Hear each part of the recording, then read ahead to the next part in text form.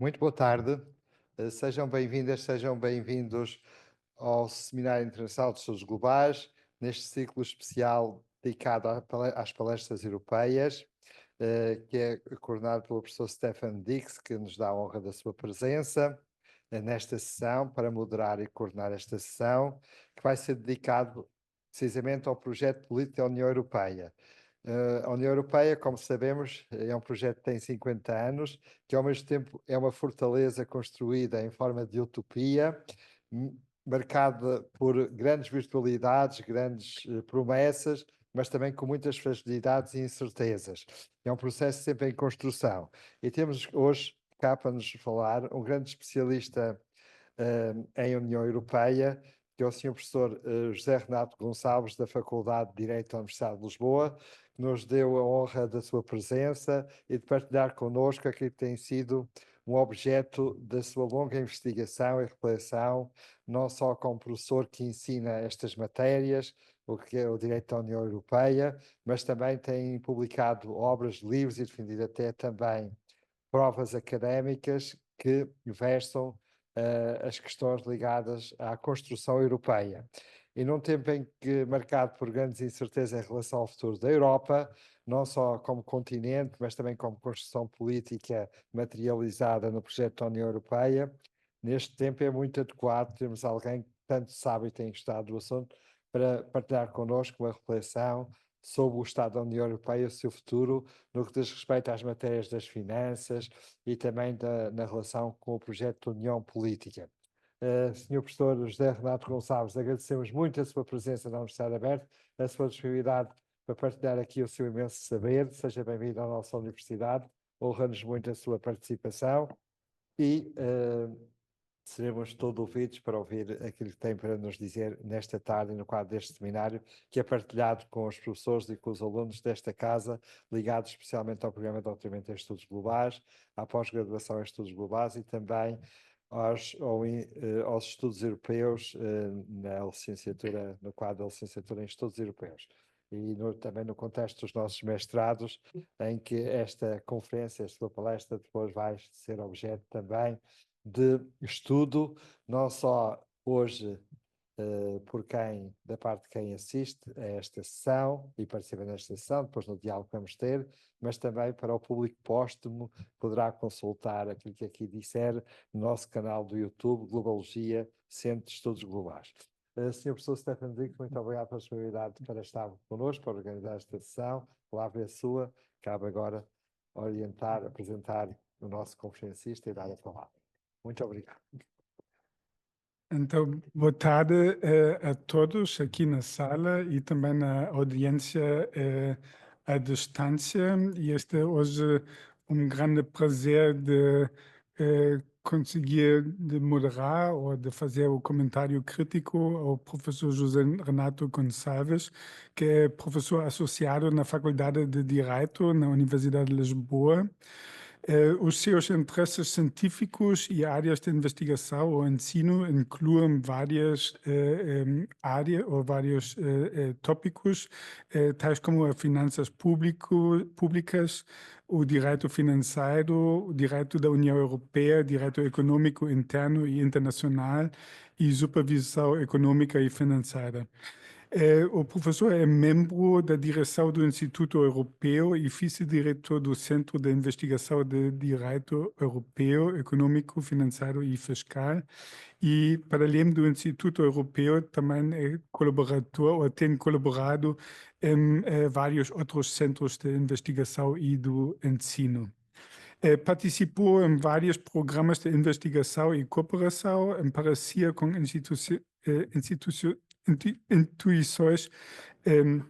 instituições universitárias de países de expressão, sobretudo portuguesa, tal como Angola, Cabo Verde, Guiné-Bissau ou Moçambique.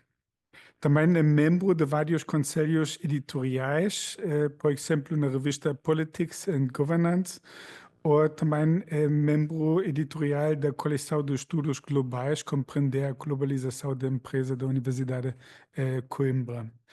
Tem uma longa lista de publicações internacionais, uma lista impressionante, e publicou e editou vários artigos e livros sobre o direito financeiro, sobre a integração econômica e monetária na União Europeia. Assim, nesta lista de facto muito impressionante de publicações, encontram-se alguns livros ou artigos fundamentais na sua área de investigação, tais como After Brexit, Consequences for the European Union, o Euro, Balanço e Perspectivas, uma União Europeia de geometria variável, ou a mais recente do ano passado, Finanças Públicas Portuguesas e Europeias. Hoje, o professor José Renato Gonçalves vai falar sobre as finanças, reformas institucionais e o futuro da União Europeia. E depois da sua conferência, eu vou fazer alguns comentários críticos e depois vamos também abrir o debate ao público. Ok, obrigado. A sua palavra. Muito obrigado por estar aqui. Obrigado. Muito obrigado, Sr. Professor. Gostava muito de agradecer não só as suas palavras, mas também ao Professor José Eduardo Franco, que naturalmente resultam sobretudo da enorme simpatia, enfim, de facto de ser magnânimo e não das minhas circunstâncias pessoais. De qualquer modo, agradeço muito o convite, é com muito gosto que cá estou e procurarei, enfim, fazer algumas referências sem ser muito exaustivo em relação a este tema que me foi proposto e que me parece muito relevante para compreendermos melhor o que é a União Europeia, o projeto utópico da União Europeia e os desafios que se colocam presentemente a esse projeto. Eu começaria por referir, enfim, referirei, acho eu, quase não mais do que aspectos pouco mais do que banais. Em primeiro lugar, gostava de salientar que este projeto de construção europeia é um projeto que já dura há muito tempo e que durante várias décadas foi um projeto que prometeu, significou esperança para muitas pessoas, muitos europeus de vários países da Europa, incluindo aqui em Portugal, mas não apenas em Portugal, e essa esperança concretizada, por exemplo, na participação, na entrada do país nas comunidades europeias, primeiro, agora na União Europeia, significou de facto a concretização de um sonho, mas uma concretização com aspectos nomeadamente materiais, mas não apenas materiais, muito significativos. Essas melhorias decorrentes da entrada de países e, ao fim e ao cabo, dos seus cidadãos para a União Europeia, traduziu-se nomeadamente, mas não apenas, traduziu-se nomeadamente numa melhoria generalizada das condições de vida para os países que antes não eram membros da União Europeia e para os seus cidadãos e que passaram a ser. Foi o caso de Portugal desde 1986 e algo de semelhante aconteceu com vários países em todo o continente europeu. Aqui na Península Ibérica em 86 com a entrada de Portugal e da Espanha.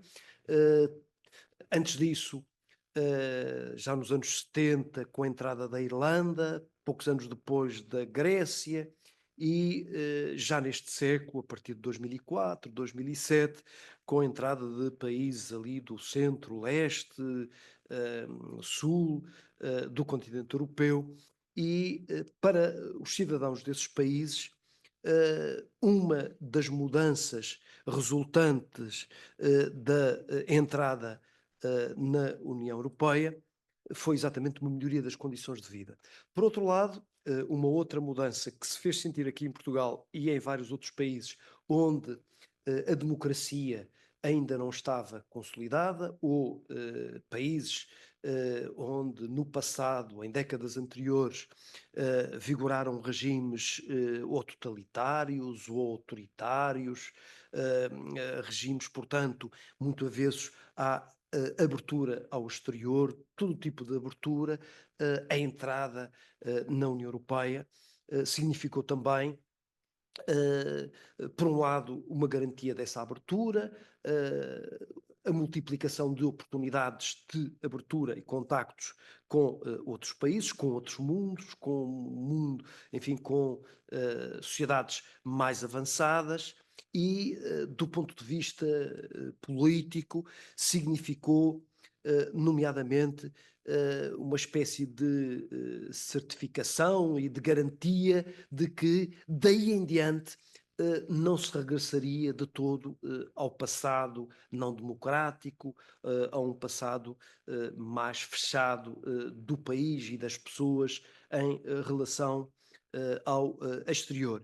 E estas mudanças para melhor verificaram-se em vários países e, de algum modo, garantiram a continuidade e a solidez da construção europeia,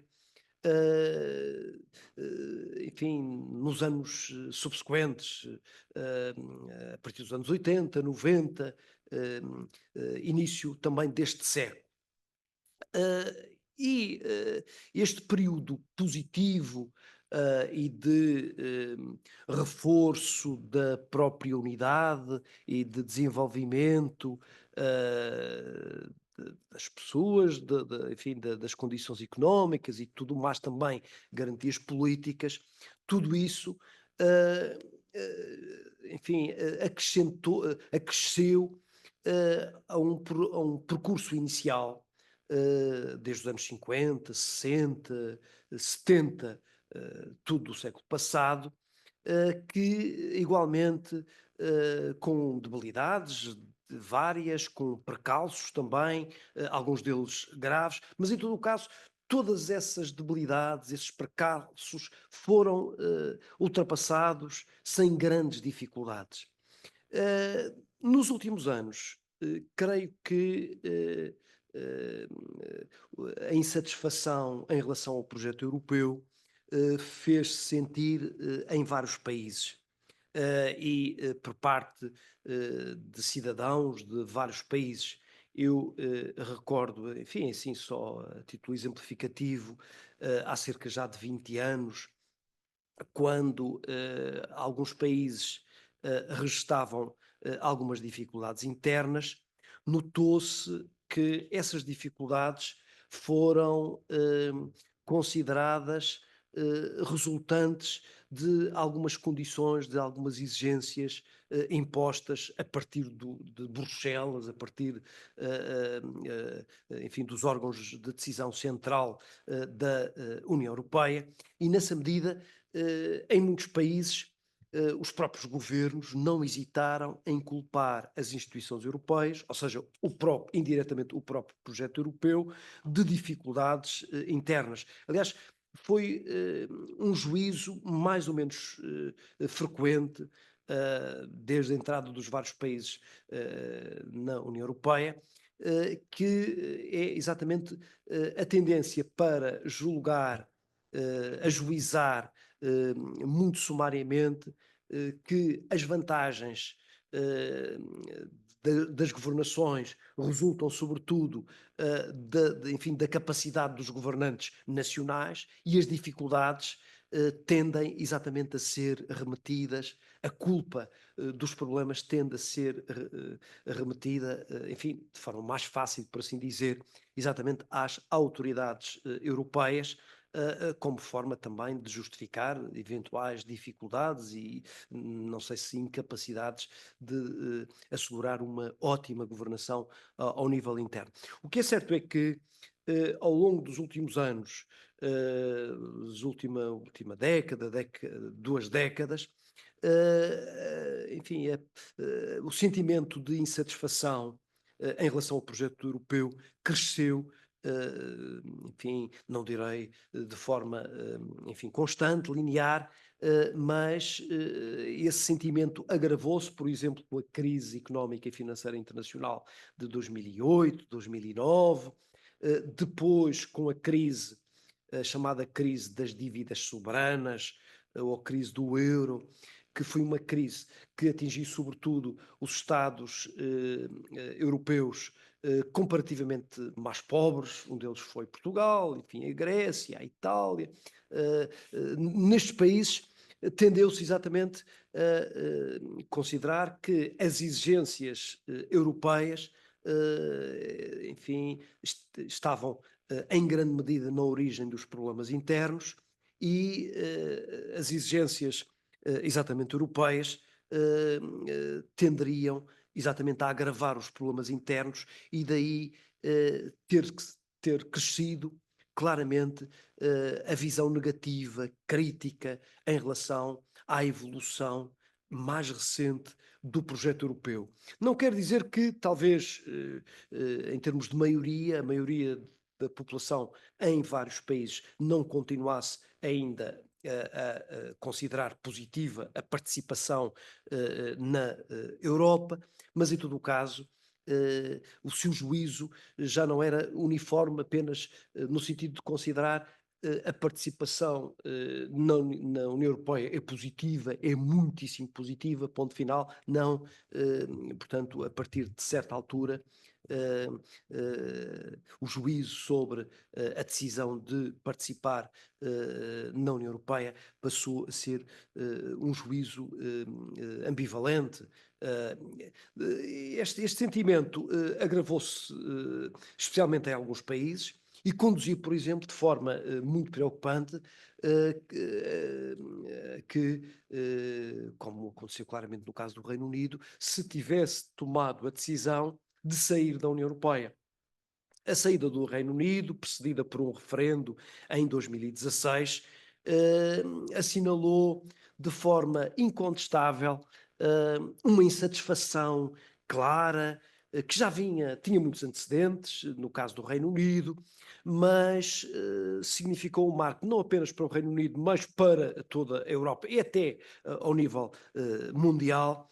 Foi um sinal muito claro de que alguma coisa estava mal no projeto europeu, ou pelo menos do ponto de vista de alguns países, pelo menos do ponto de vista de muitas pessoas, de várias sociedades, e isso foi de tal modo significativo que levou a que não só tivesse sido convocado um referendo, como quando chamadas a se pronunciarem, as pessoas votaram contra a permanência na União Europeia e daí resultou a saída a prazo, 4 anos depois, sensivelmente, ou pouco menos do que isso, no início de 2020, a saída do Reino Unido.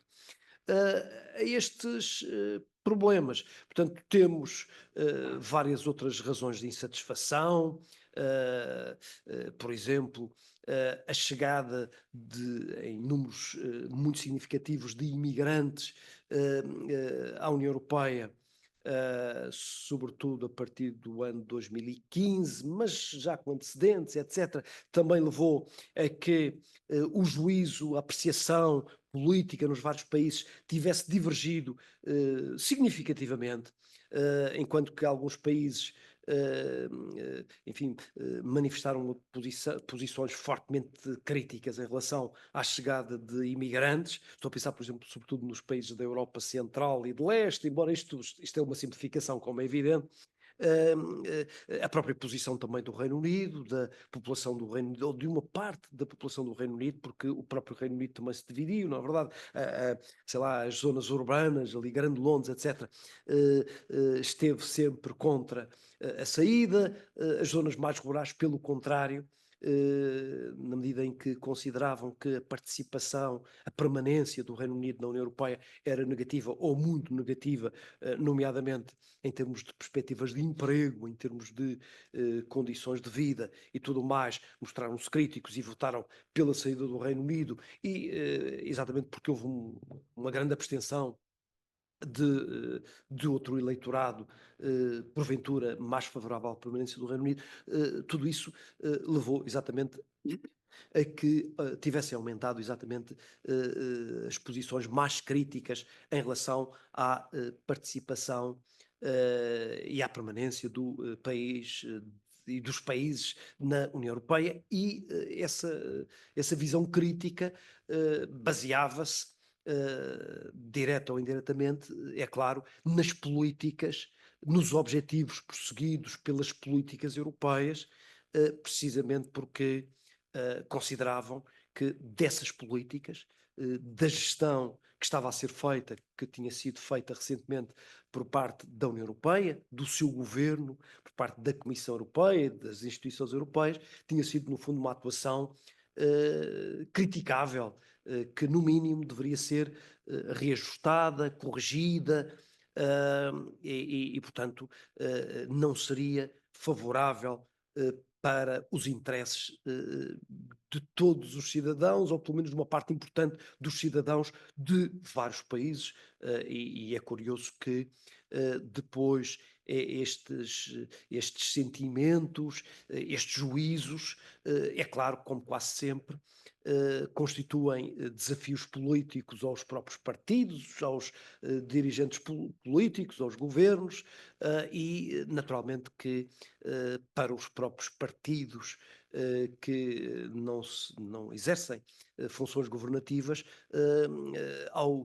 entendem que ao assumirem estas perspectivas mais críticas neste domínio como em qualquer outro, naturalmente que consideram que assumirem essas bandeiras críticas e de políticas alternativas podem permitir-lhes exatamente ganhos eleitorais, como é evidente, e os partidos, quer dizer, um dos objetivos dos partidos naturalmente é exatamente isso, é ganhar eleições, é governar, ganhar peso político e perante a insatisfação dos eleitorados, naturalmente que procuram aproveitar de forma racional ou não tão racional, na verdade, aproveitando no fundo os sentimentos. Por vezes há alguma ignorância por parte das pessoas, porque, quer dizer, nem todas as pessoas têm naturalmente de olhar, nem têm tempo, já não falo dos conhecimentos, quer dizer, as pessoas estão concentradas nas suas vidas e, portanto,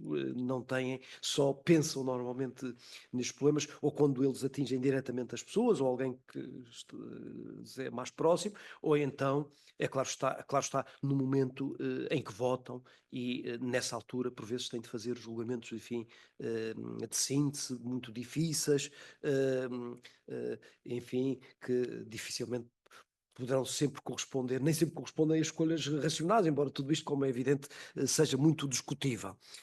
Ora bem, de qualquer modo, no fundo, o que eu gostava de salientar era, desde já, o enorme contraste, por um lado, das primeiras décadas da construção europeia, que foram décadas de consolidação da construção europeia, precisamente porque os objetivos da integração europeia, os objetivos da União Europeia, pareceram de facto corresponder às expectativas das pessoas, quer dos países que já faziam parte, que foram fundadores ou que entraram em primeiro lugar para a União Europeia, como dos países que não estavam dentro, mas queriam entrar ao entrarem continuaram de algum modo, em termos de balanço, continuaram a considerar que essa entrada tinha sido positiva.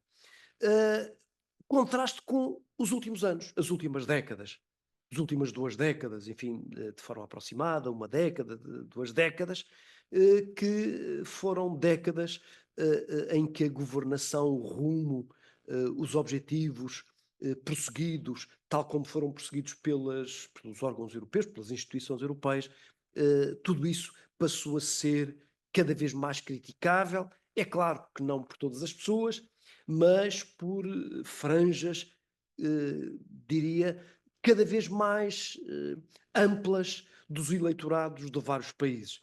De tal modo que, nos últimos anos, há alguns partidos, e, em alguns casos, alguns partidos que já obtiveram vitórias eleitorais, ou que, se não obtiveram o primeiro lugar, enfim, estão aí em segundo ou terceiro lugar, depende muito de país para país, naturalmente, estão cada vez mais a apostar, a defender posições críticas, por vezes extremamente críticas, em relação à participação do próprio país na União Europeia, e isso, essas visões mais críticas encontramos, inclusivamente, em países fundadores do projeto europeu, o caso da França, é o caso da Alemanha, Holanda, no caso da Áustria não foi Estado fundador, mas em todo o caso, em vários outros países, há forças políticas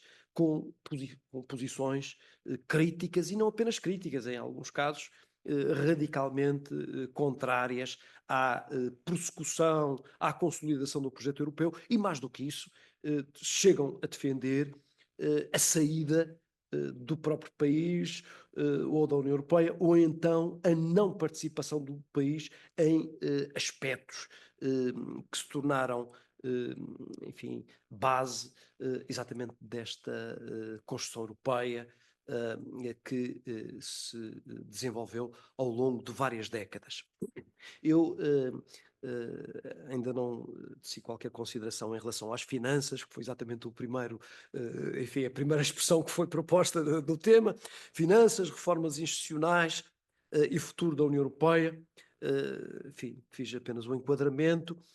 Em relação às finanças europeias, eu diria, de forma muito breve, o seguinte: diria que as finanças europeias, nas primeiras décadas, foram umas finanças de uma organização internacional especial, diferente de todas as outras que tinham surgido até surgir a União Europeia, ou seja, umas finanças muito mais robustas do que as finanças de qualquer outra organização internacional, de tal modo, isto é só a título de exemplo, os Estados que criaram as comunidades europeias e a União Europeia, desde o início, atribuíram algumas receitas, alguns impostos, mesmo que não muito significativos no início, às próprias comunidades europeias, à própria União Europeia. Isso não é comum, não há outras organizações que recebam impostos. Por exemplo, os direitos aduaneiros. Qualquer pessoa que adquira qualquer bem de países que não sejam da União Europeia, esses bens têm de ser sujeitos a desalfandegamento. Esse desalfandegamento normalmente obriga exatamente ao pagamento de impostos. Esses impostos, não os custos, mas os impostos aduaneiros, destinam-se, por exemplo, à União Europeia desde o início, e isso continua assim, ou praticamente desde o início, e continua assim. Isto é só um dos exemplos. Portanto, a União Europeia tem receitas próprias. Fala-se em recursos próprios da União Europeia. Esses recursos não representam mais do que 1% daquilo que é produzido anualmente em toda a União Europeia, e por isso pode-se pensar, bom, 1% é muito pouco, e de facto, se compararmos com as receitas do Estado, com os impostos e outros recursos que o Estado cobra dos seus cidadãos, das suas empresas, etc., é muito pouco, porque há Estados que chegam a cobrar mais de 50% do que é produzido todos os anos nesse país. Mas, em todo o caso, 1% é muito para muitos países, sobretudo os países com rendimentos mais baixos, precisamente porque é desses 1% da riqueza europeia, ou seja, é dos dinheiros europeus, que depois é possível fazer investimento nesses países. E isso é incontestável em Portugal, é mais incontestável se olharmos, por exemplo, a grandes investimentos nas últimas décadas, ou seja, desde o momento, ou um bocadinho antes da entrada de Portugal nas comunidades europeias, na União Europeia. Desde essa época, grande parte do investimento público é financiado, é pago em grande medida pela União Europeia.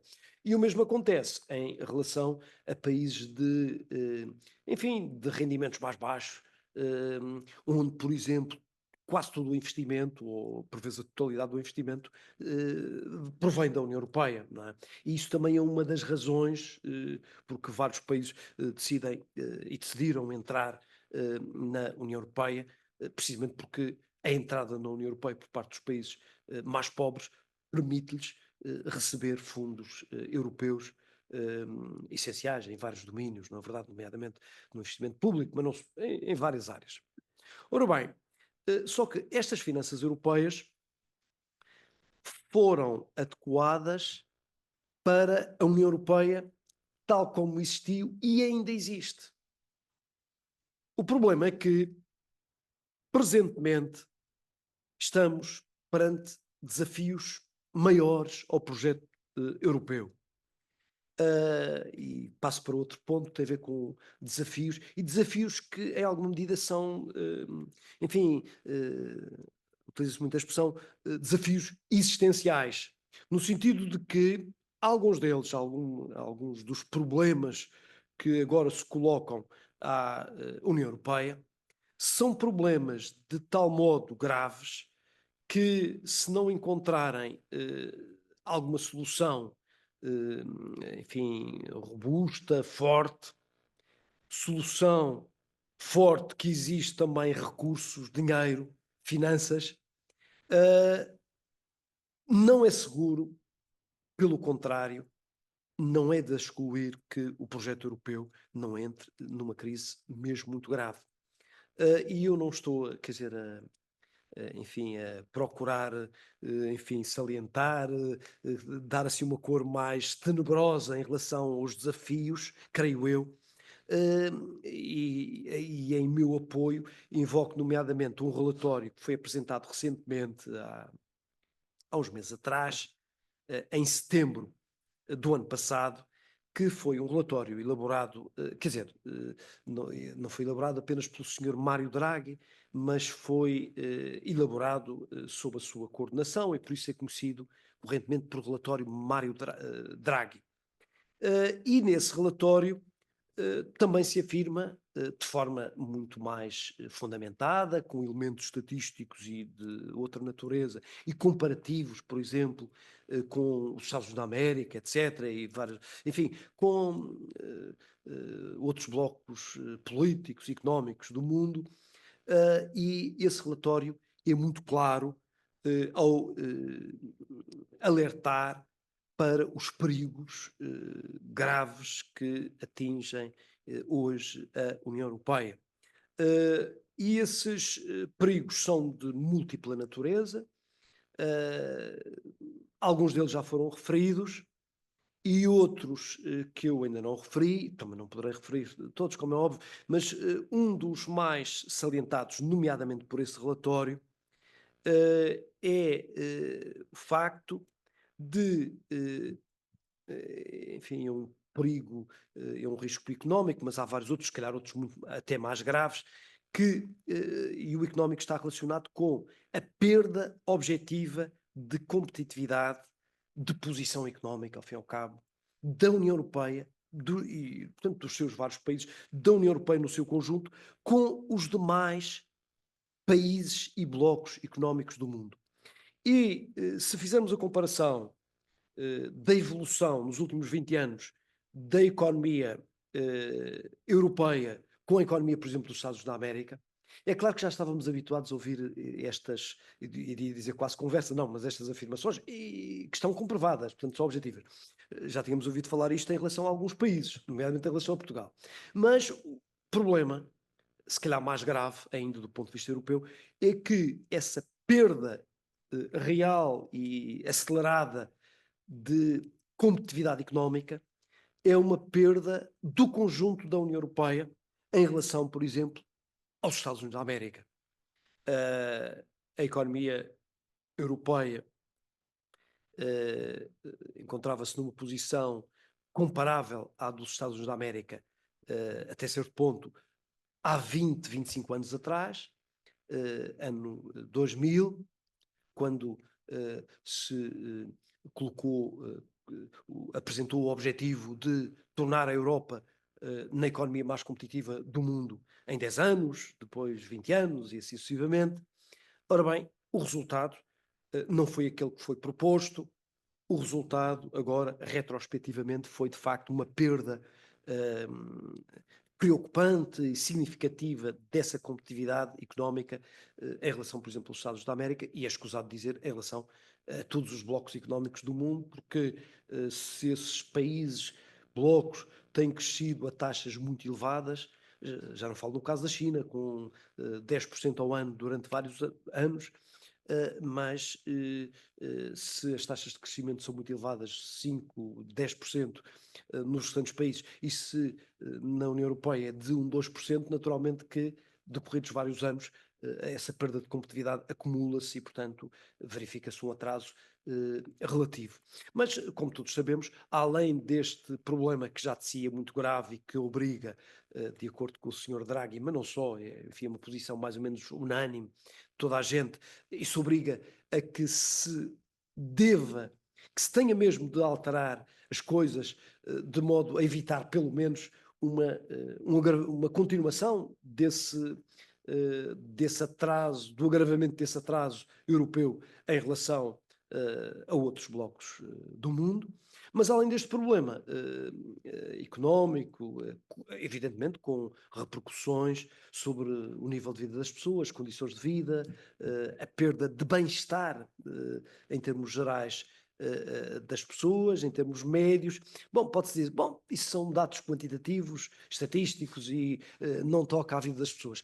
Quer dizer, é verdade se isolarmos cada pessoa, mas isto em termos médios, de facto, produz repercussões generalizadas e que estão na origem, em parte, não estou a dizer que é apenas isso, estão na origem na insatisfação também das pessoas, de muitas pessoas, não de todas, mas de muitas pessoas, em relação ao rumo das coisas na União Europeia ao longo dos últimos anos.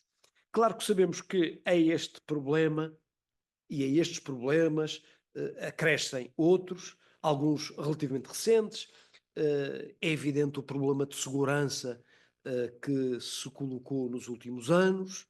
Era um problema desconhecido na Europa por várias razões, são todas conhecidas e, portanto, é escusado repeti-las, mas o que é certo é que não tinha existido uma ameaça à soberania dos Estados na Europa desde praticamente a Segunda Guerra Mundial e, portanto, houve um desafio, quer dizer, não um desafio, houve uma ameaça concretizada na Ucrânia, mas que não fica necessariamente limitada pelo território da Ucrânia.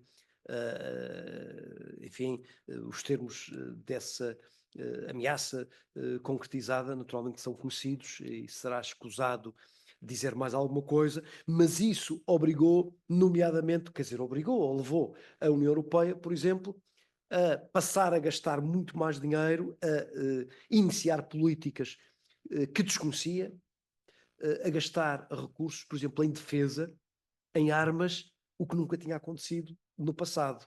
E, portanto, e vamos lá ver uma coisa, do ponto de vista financeiro, há um princípio, enfim, básico, que é de toda a gente conhecida, que é o seguinte: se os recursos se mantêm os mesmos, se passarmos a gastar numa área em que antes não gastávamos nada, no caso da defesa, naturalmente que isso obrigará o quê?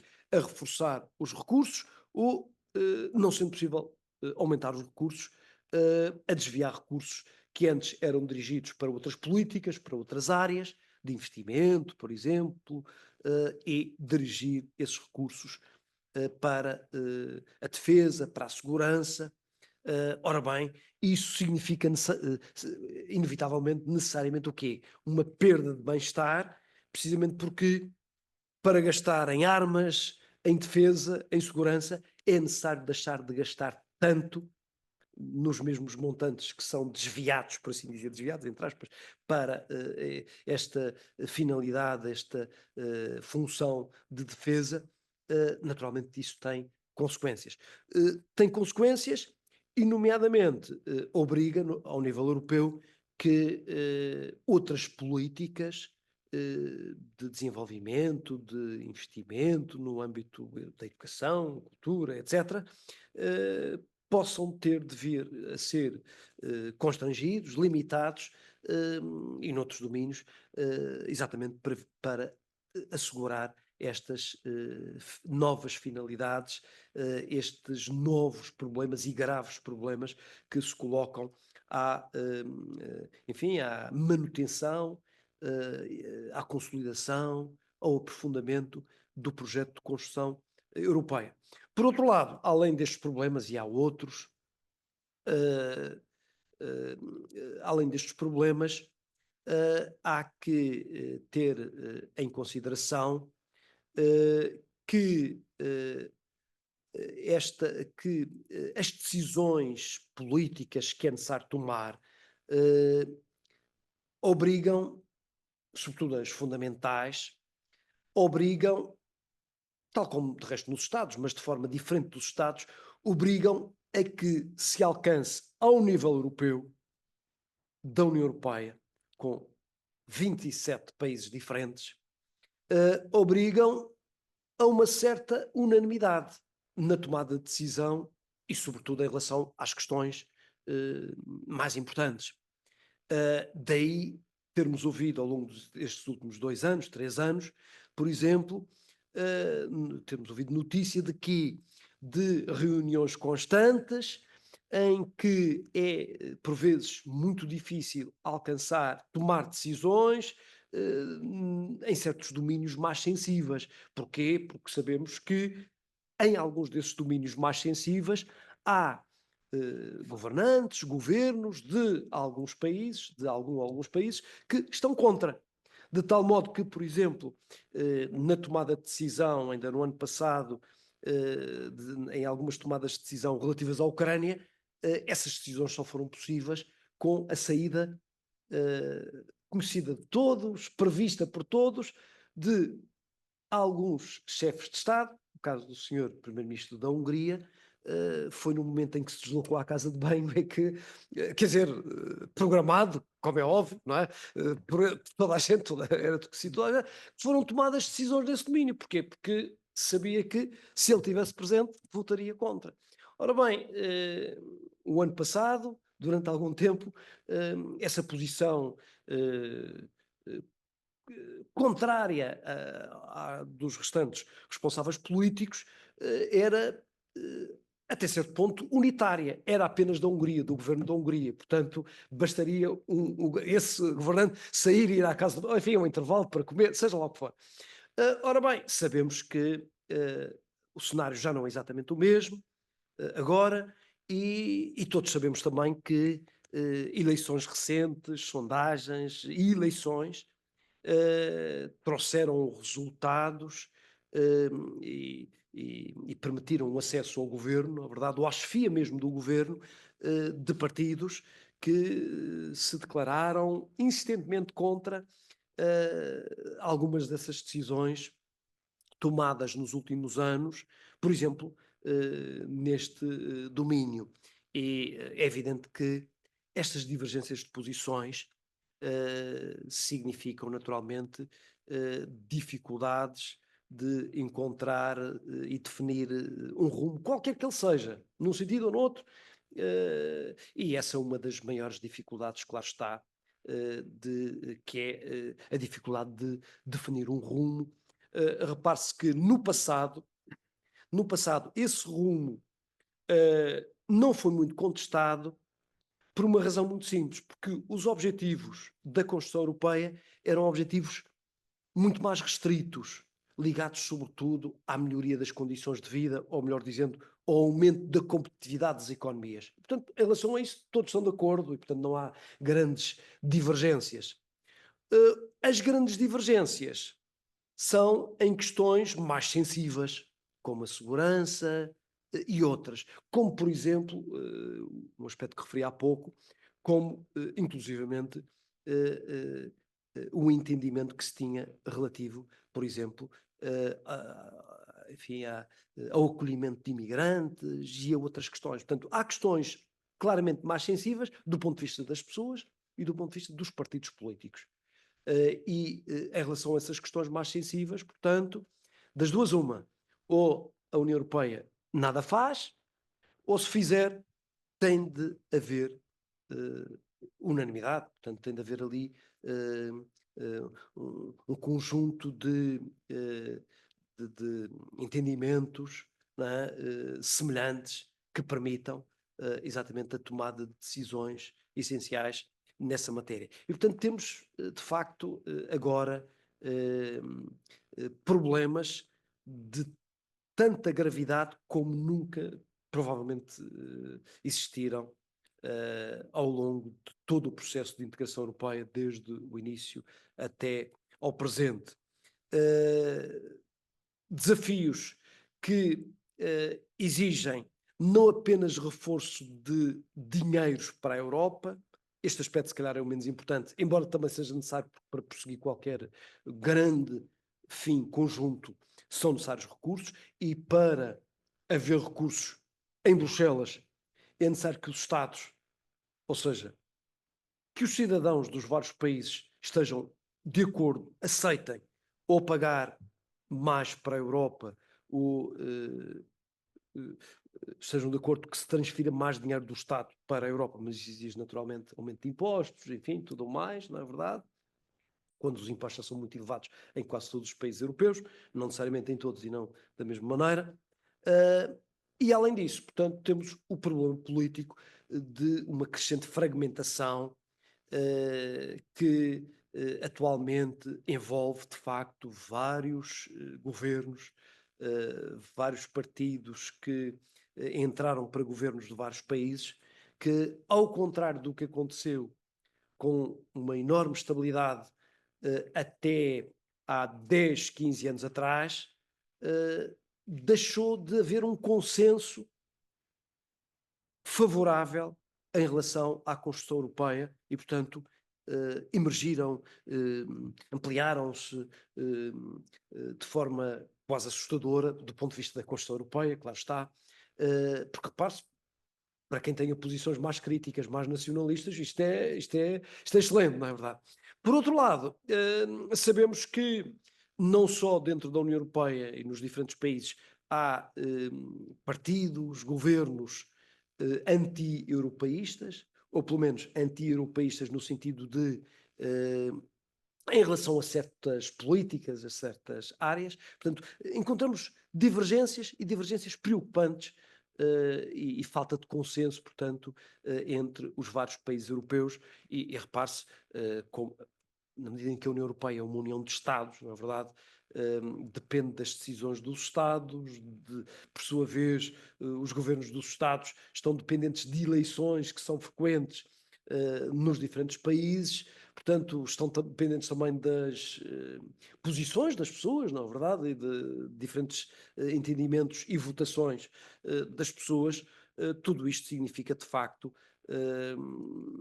uma ameaça à própria existência da União Europeia, se não quanto à sua continuidade, sem mais, pelo menos quanto à configuração enfim, que conhecemos da União Europeia, tal como ela existe. Eu só estou a espreitar para o relógio, acho que já me ultrapassei um bocadinho mais. Ora bem, futuro da União Europeia, creio que é muito preocupante e repare-se a todos estes desafios internos, há ainda que acrescentar outros externos. Já falei da competitividade económica, portanto, que é perdulária, é negativa em termos comparativos da Europa em relação a outros blocos do mundo. Falei dos Estados Unidos da América, escusado será falar da China e outros, portanto, com economias muito mais dinâmicas, a crescer muito mais de forma, enfim, muito mais acelerada, enquanto na Europa estagnação, mas além disso existem outros desafios não económicos. Portanto, já falei do desafio da defesa, mas há desafios políticos, por exemplo, enfim, representados nomeadamente por parte dos Estados Unidos da América, costuma-se falar sobretudo na próxima presidência, o próximo presidente, não é? Que já foi antigo presidente, que se tem manifestado em várias ocasiões de forma não direi ameaçadora, mas quer dizer, enfim, visando claramente a União Europeia e não, enfim, sem valorizar especialmente a cooperação que era tradicional, aliás, entre os Estados Unidos da América e a Europa, e de facto os desafios de facto são mesmo muito sérios. E, portanto, mesmo que sejam introduzidas as reformas institucionais que foram defendidas por Draghi e por outros, no sentido de reforçar a atuação da União Europeia, mesmo com vista a melhorar a competitividade económica, a tornar a economia menos burocrática, mais dinâmica, etc. Mesmo que sejam adotadas essas reformas de diferente natureza, não creio que o futuro da União Europeia seja tão próspero, enfim, com tanto êxito e tão triunfante como chegou a ser ao longo das décadas até o início deste século. Ou seja, o primeiro meio século, de facto, foi, embora com crises, com debilidades, sem dúvida, mas esses problemas foi possível ultrapassá-los. Também porque os países eram mais idênticos, apresentavam características se calhar mais próximas até 2004, 2007. A heterogeneidade, a diferença a vários níveis dos novos Estados-membros, enfim, tornaram mais difícil garantir a coesão, a unidade entre os vários países europeus. Daí eu lamento muito, enfim, terminar só esta primeira, enfim, introdução, enfim, com uma visão algo negativa, ou pelo menos algum receio, se calhar de muito mesmo, mas não vejo, quer dizer, por enquanto, pelo menos, oxalá naturalmente que a evolução seja muito mais, enfim, que nos traga surpresas muito positivas e, por outro lado, é claro que isto não significa que devamos perder a esperança, pelo contrário, acho que devemos ter consciência, presentes no chão, dos desafios, mas em face dos desafios, ao cabo, não há aqui qualquer determinismo. Os responsáveis governativos, políticos dos países é que devem, com responsabilidade, na verdade, com consciência dos problemas, encontrar as melhores soluções e, portanto, voltando agora, já não sendo tão negativista, bom, os desafios estão aí, em todos os momentos históricos sempre se colocaram, de facto, vários problemas, eles podem ser melhor ou não tão bem enfrentados, não é? E temos de ter esperança, naturalmente, que poderão ser e hão de ser o melhor possível enfrentados no futuro. Isto agora uma nota um bocadinho contrastante em relação ao que tinha dito. Quer dizer, eu procurei focar assim em termos muito genéricos, enfim, uma síntese possível, só coloquial, pouco sistemática, mas se calhar um ponto de partida para uma discussão, embora talvez já não tenha deixado tanto tempo para isso, mas, Sr. Professor, muito obrigado de qualquer modo, mais uma vez, pelo convite e enfim, pela vossa atenção, porque falei... Muito obrigado pela esta palestra muito concisa e muito clara e muito bem direcionada, que pronto que conseguiu apresentar aqui vários pontos críticos da União Europeia e também fez agora aquele pequeno discurso histórico, até, vamos dizer, até o desenvolvimento da União Europeia até o país 2000 e a partir do 2000 houve uma acumulação das várias crises. Bom, eu lembrei-me aqui de vários pontos e surgiram várias questões que eu tenho, mas eu quero agora tentar de concentrar isso em duas questões, os meus comentários são duas questões centrais, e depois também eu gostaria de dar também um pouco a possibilidade aos estudantes ou ao público que podem também colocar perguntas. Eu vou começar com a minha questão número 1. Agora, recentemente, eu vi uma série, era uma série, um conjunto de França e Alemanha, e eu acho Bélgica, talvez também, não me lembro muito bem, mas a série chama-se O Parlamento, não sei que ouviu desta série. É uma série muito, eu gostei muito, mas infelizmente desapareceu um pouco, eu acho que foi ensaiado no AT, aquele programa entre França e Alemanha, mas também que tem subtítulos. Mas era uma série muito interessante porque ele mostrou um pouco a vida de Bruxelas e como aquela pluralidade das opiniões, dos interesses, como funciona, mas isso eu gostei muito desta série porque foi mostrado um pouco auto-irônico, que realmente mostraram isso também com uma certa ironia e embora houve sempre aqueles problemas, aquelas opiniões diferentes, interesses diferentes, depois notava-se que todos eram europeus convictos. Isso realmente aqui, aquela série, embora mostrou os problemas, mas mostrou ao mesmo tempo uma imagem positiva, aquela de ser europeu, que é uma coisa positiva. E também lembrei-me, também, pronto, agora é muito semelhante, é escritor austríaco, Robert Menasse, que ele escreveu, eu acho que também traduzido em português, é um livro, O Capital, o título é O Capital, e ele descreve também aqueles problemas de Bruxelas, com aqueles lobbies e aquelas muitas dificuldades, mas pronto, o livro é muito crítico em relação à União Europeia, mas ao outro lado, o Robert Menasse é um europeu convicto. E agora, às vezes, eu penso que a União Europeia, talvez o grande problema da União Europeia é que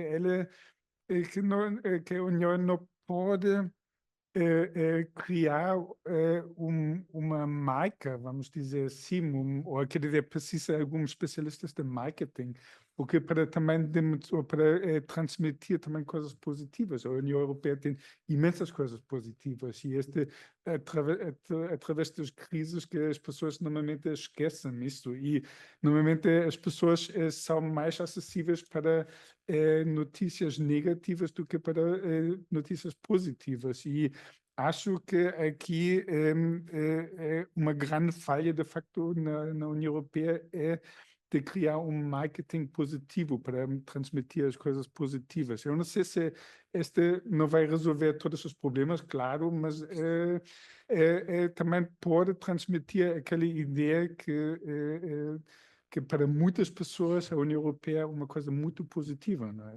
Não vamos esquecer este assunto. E também outra questão, agora eu li hoje um artigo, vou dizer que este é mau, que este um artigo chama-se, eu vou dizer a palavra alemão, mas já explico o que die Einflussreichen, die Einflussreichen. Einflussreich significa alemão influente, que pode ser um adjetivo influente, ou einflussreich. Die Einflussreichen também pode ser um substantivo, os influentes. Mas eles fizeram aquela palavra, é um compósito de duas palavras, Einfluss e Reichen. Significa Einfluss é a influência e Reichen são os ricos. Agora, pronto. E agora depois falaram sobre o que o Joe Biden disse ultimamente, agora na semana passada, que ele avisou, ou alertou para a existência de uma certa oligarquia nos Estados Unidos. E, de facto, dos 10 pessoas mais ricas do mundo, 9 são americanos. E eles têm uma influência enorme agora na política. E também aconteceu, durante o Natal e a passagem de ano, que o Elon Musk ou escreveu um artigo num jornal da Alemanha muito influente, e ele aconselhou a eleição da Alternative für Deutschland, é um partido completamente contra-europeu. E agora, esta semana ou a semana passada, também o Elon Musk teve uma entrevista que naquela plataforma X com Alice Weidel, este é o chefe deste partido, AfD für Deutschland, completamente anti-europeu. Agora, eu não sei se que as pessoas não percebem que há muitas pessoas, aquelas pessoas influentes nos Estados Unidos, tal como na Rússia, tal como na China, têm um grande interesse que a União Europeia vai desfazer-se para ter menos, vamos dizer, um concorrente. Acho que também, e isso aqui vou chegar mais uma vez à minha primeira pergunta, que a União Europeia acho que tem aquela grande dificuldade de transmitir uma imagem positiva e transmitir aquela ideia que a União Europeia só em conjunto pode ter, de facto, uma concorrência a outros blocos econômicos. A Alemanha ou a França sozinho não vão ter hipótese nenhuma, para ser sincero. Mas isso é uma coisa, algumas pessoas percebem, mas a grande maioria acham, quanto, tipo, na Alemanha, eu acho, ou na Áustria, quando saímos da União Europeia, vamos ter uma vida melhor. Eu acho isso é um pensamento completamente absurdo. E aqui falta, de facto, a competência da União Europeia de transmitir, de facto, esta ideia que só um conjunto é um pouco forte. Sobre, sem dúvida, a meu ver, sem dúvida que há aspectos incontestavelmente positivos da construção europeia. E de facto, perante a concorrência de países, potências económicas como os Estados Unidos da América, a China e não só, é claro que o que é que serão mesmo a Alemanha ou a França ou outros países. De qualquer maneira, eu creio que o problema europeu agora não será apenas um problema de má comunicação ou de marketing pouco eficaz. Eu creio, ora bem, referiu sobretudo as pessoas que vivem e que decidem ou influenciam a decisão em Bruxelas, naquelas instituições europeias. Essas pessoas, muitas vezes também, é claro que têm uma visão otimista da construção europeia, mas também se diz muitas vezes que têm essa visão otimista porque vivem numa espécie de bolha privilegiada, desde logo porque se são funcionários, muitos deles são funcionários das instituições europeias, da União Europeia, têm condições remuneratórias e outras especialmente, enfim, elevadas, e portanto isso também ajuda, por um lado, a esse juízo, enfim, unilateral muito positivo, mas que por vezes não se torna muito eficaz quando se pronunciam, por um lado porque as pessoas sabem que essas pessoas têm condições especiais. E por outro lado, as pessoas que se encontram em condições especialmente privilegiadas tendem quase naturalmente a não se conseguir, têm dificuldade em colocar-se, enfim, a expressão em inglês, não é? Colocar-se na posição de outros, não é verdade? Porque as pessoas, a partir do momento em que, a partir de determinada altura, já têm condições de vida muito melhores, têm dificuldade em colocar-se, enfim, no lugar de imaginar-se a atravessar as dificuldades que várias pessoas, nos vários setores de atividade, nos vários países, seja nas fábricas, seja em qualquer setor de atividade, por vezes sentem na pele, não é verdade, em si e junto das pessoas com quem vivem, não é verdade, esses problemas que normalmente não são estão percebidos, não só por quem está em Bruxelas, mas mesmo também por quem está nos círculos de governação, na verdade, porque, enfim, por um lado, tem interesse em continuar. Portanto, por vezes, por isso mesmo também é que, às vezes, as pessoas que os ouvem têm um pé atrás. Bom, ele está a dizer-nos isto, porquê? Será mesmo assim? Ou será porque apenas pretende continuar a ser escolhido, não é verdade, pelos votantes, para que o mesmo partido continue? Por outro lado, há outros elementos objetivos que eu referi há pouco, de perda de competitividade, que se traduz na prática, por exemplo, como consta do relatório Draghi, em circunstâncias como as grandes empresas hoje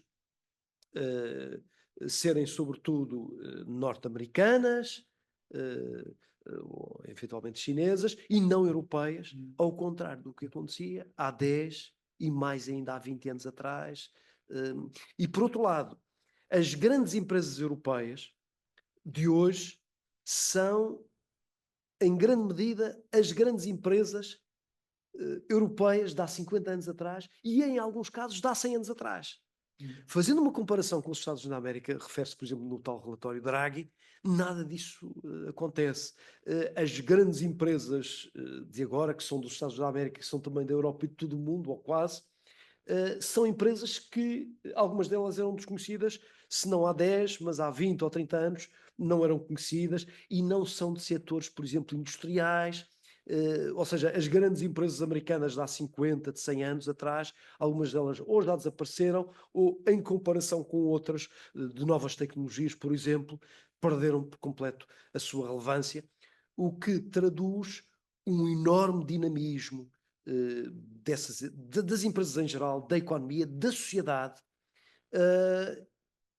o que se traduz muitas vezes, é claro que não necessariamente em melhoria de condições de vida para todas as pessoas, porque há muita desigualdade, por exemplo, nos Estados Unidos da América, e não só, na China, etc.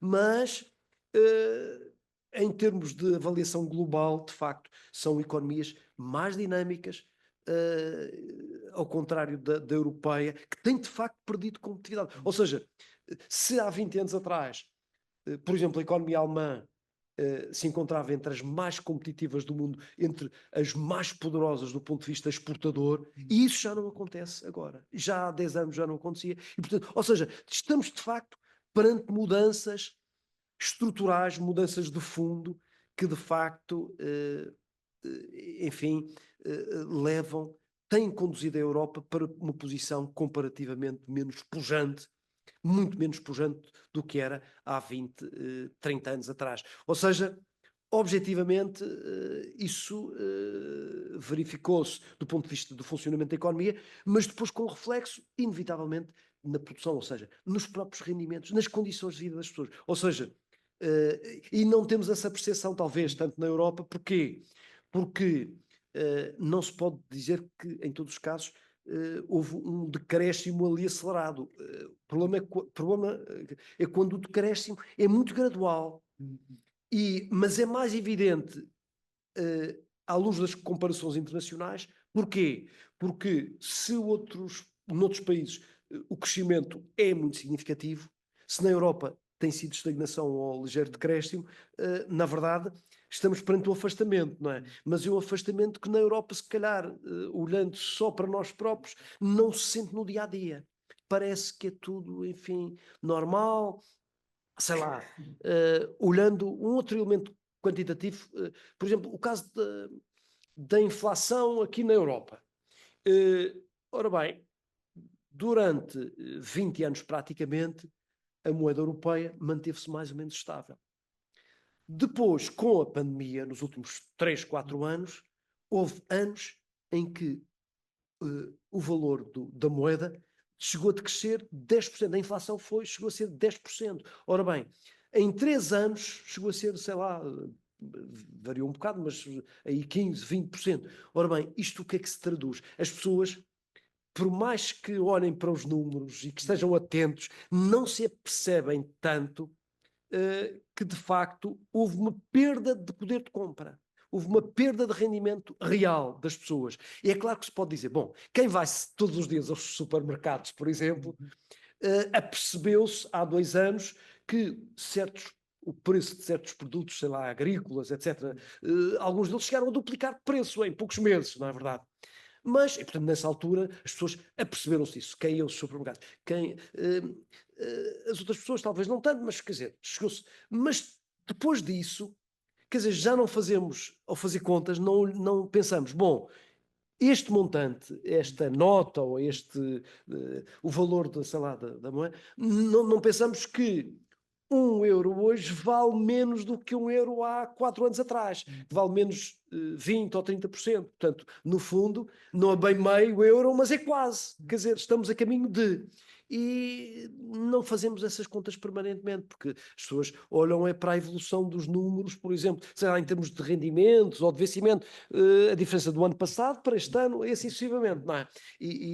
Portanto, não se tem essa percepção que só os dados estatísticos permitem apurar com, enfim, com alguma precisão, objetividade. Mas daí resulta o quê? No fundo, mesmo que haja uma atualização, sei lá, em 5%, nunca será atualização correspondente aos tais 20%, e, portanto, há uma perda continuada, gradual, quase imperceptível.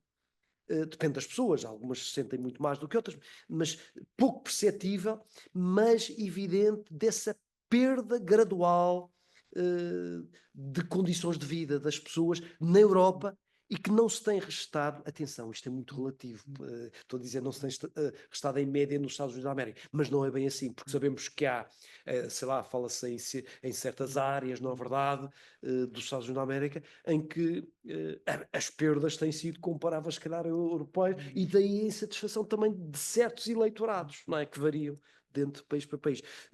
Ou seja, eu creio que, mas é a minha percepção, eu creio que não é só um problema de comunicação, até porque também a própria União Europeia também tem aquelas agências e escolhe, e até porque tem recursos muito elevados para recorrer. Mas eu creio que não é só isso. Não é só um problema de comunicação, de facto, quer dizer, quem vive em Bruxelas, ou quem vive em qualquer bolha, quer dizer, sei lá, Londres, cidade de Londres, ou outros sítios, círculos governamentais, quer dizer, estão ali em lugares quase protegidos, quer dizer, têm certos rendimentos, em princípio mais elevados do que a média das pessoas, e não o sentem bem, e depois, quando têm problemas que os atingem diretamente, quer dizer, têm outras formas de procurar minorar esses problemas. Conhecem muitas pessoas, um contacto, um telefonema, etc. Pode permitir ultrapassar algumas dificuldades. E, portanto, eu não sei, atenção, isto não nega as vantagens enormes. Está bem, mas são vantagens económicas, bom, isso já estão garantidas, são passado. No presente há outros desafios, e há desafios que de facto custam muito dinheiro, e alguém tem de suportá-los, porque, sei lá, pensamos no caso da Ucrânia. Bom, tem tido aquele desafio de guerra, mas tem recebido apoios financeiros enormes, sei lá, dos países europeus e dos Estados Unidos da América, por via de armas, etc. Ora bem, mas a União Europeia, o que é que fez? A nível europeu, o que é que se fez? Tem-se pago e ajudado financeiramente também, e não só, a Ucrânia. Ou seja, não há ninguém, não há outras fontes de ajuda à própria União Europeia. Pelo contrário, a União Europeia continua programas de ajuda, falei no caso da Ucrânia, porque, enfim, se tem falado muito nesse caso, mas persegue outros programas de ajuda em vários pontos do globo, não é? Na própria Europa, para alguns países mais do que para outros, mas quer dizer, mas para gastar mais, alguém tem de financiar. E quem é que pode financiar a União Europeia? Só duas formas, aliás, tal como os Estados: ou impostos, ou então empréstimos. Há só duas formas. Impostos, se recorrer a impostos, alguém tem de os pagar. Seja empresas, seja alguém tem de os pagar. Portanto, isto significa perda de recursos de bem-estar, porque se é o Estado a gastar mais e se desvia recursos para outras finalidades, sei lá, para ajudar a Ucrânia, ou seja lá o que for, aquele dinheiro que vai para ali já não vai para um dia antes, não é verdade? E, portanto, isto significa, de facto, enfim, uma perda de poder de compra de recursos que têm de ser destinados para ali, e é evidente que em economias mais pujantes têm mais flexibilidade para isso, mas pensemos até no caso dos Estados da América, por exemplo, enquanto que a presidência que está agora a terminar o seu termo entendeu que valia a pena ajudar, financiar até com armas, voltando ao exemplo da Ucrânia, mas há outros, podia dar outros exemplos, a nova presidência acha que não, temos de pensar nos cidadãos e também é um problema, mas se calhar é um problema sobretudo europeu, portanto a Europa que o financia. Ora, mas se é a Europa que o tem de financiar, tem de ir buscar recursos a algum lado, e depois a seguir há o problema político, que é o de o aumento de impostos, por exemplo, exigir acordo dos vários países. E algo semelhante acontece com a dívida. Recorreu-se à dívida, por exemplo, nos últimos anos, na sequência da crise da pandemia. Mas foi uma situação excepcional, pontual portanto, os Estados não querem voltar, não querem tornar isto normal. Pelo contrário, querem. Não se recorre. Recorreu-se no caso da pandemia, mas a partir daqui não se quer recorrer. E depois não nos possamos esquecer, recorrendo também à dívida, naturalmente que é preciso ver quem paga. Portanto, se são os Estados, se é a União, se é dividido. E depois sabemos que há países, cada vez mais, que discordam de certos fins. Ajuda à Ucrânia, por exemplo, falou-se no caso de Orbán, etc. Portanto, depois a outra questão, eu não falei da outra questão, claro que a outra questão é um problema gravíssimo que é colocado pelo presidente, enfim, cessante, o Joe Biden, que é de facto, enfim, referiu o caso Tusk, na verdade, etc. Quer dizer, é evidente que tudo isto é um pouco preocupante, sobretudo porque está quase a dar, enfim, lições de política e de moral a países estrangeiros. Quer dizer, já nem sequer é nos Estados Unidos da América, não é verdade? Quer dizer, apoiou o antigo e futuro presidente, não é verdade? De forma ostensiva, nos Estados Unidos da América. Mas agora, conforme referiu e bem, nos casos que referiu, não é? Quer dizer, com influência em vários países, falou na Alemanha, haverá outros casos. E repare-se, e não é uma influência qualquer, porque ele é de facto o proprietário de uma rede, de uma plataforma das mais influentes do mundo, não é? Quer dizer, e tudo isso é muito preocupante, na verdade. É evidente que sim. E é mais preocupante, repare-se, apesar de tudo, a nível europeu criou-se aí, enfim, está-se conscientes disso e procurou-se criar mecanismos de defesa perante isso. Bom, mas sabemos que nos Estados Unidos da América, pessoas como a referida têm uma posição de influência. Aliás, diz-se que poderá, é claro que isto são o que dizem os jornais, diz-se que pode ter mais influência sobre o presidente do que o próprio vice-presidente, não é? Quer dizer, o que se diz, os jornais dizem, não fazem a mínima ideia, mas quer dizer, não deixa de ser preocupante, porque nem é o vice-presidente, quer dizer, nem foi eleito, não é verdade? Quer dizer, mas já se fala numa função mesmo governativa, não é verdade, para o senhor. Ora bem, com essa posição tão importante no governo americano, não é o governo de um estado de Nova Iorque ou de um país de média dimensão, nos Estados Unidos da América. E por outro lado, com influência, embora informal ou menos formal, em países europeus e seja lá onde for, através da plataforma X ou outra qualquer, quer dizer, isto é muito preocupante, porque sabemos que de facto influencia as pessoas. Há pessoas que também porque não têm tempo, quer dizer, isto não é dizer e é isto acrescem outros desafios que não podemos esquecer, quer dizer, a inteligência artificial. Por um lado há essas intervenções, mas depois sabemos que os novos mecanismos, por exemplo, de inteligência artificial são controlados, geridos por pessoas como exatamente.